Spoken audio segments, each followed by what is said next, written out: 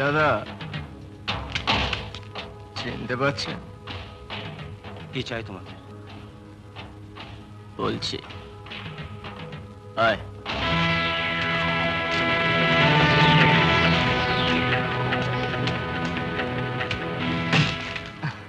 দেখুন দাদা, আপনি আমাদের নাকের ডগাতে বসে আছেন, অথচ আমরা আপনাকে গরু খোঁজা খুঁজছি।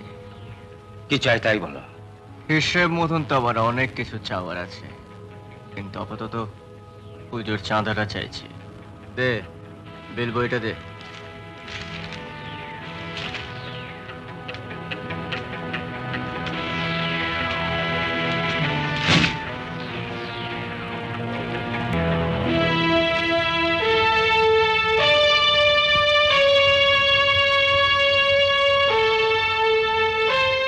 পাঁচশো প্লাস 500,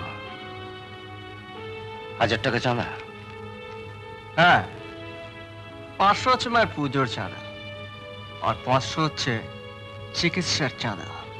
আর সেদিন মেরে রক্ত ঝরেছিলেন মনে আছে? হ্যাঁ, তুমি তাহলে এখানে আরেকটা 500 টাকা লিখে নাও। আরো 500? এখন আবার মারবো, আবার রক্ত ঝরবে, তাই চিকিৎসার টাকাটা আগাম নিয়ে নাও। নাও। তোমরা এসো, আমি নিশ্চয়ই চাঁদা দেবো, তবে 10 টাকার 1 পয়সাও বেশি নয়। 10 টাকা? 10 টাকা?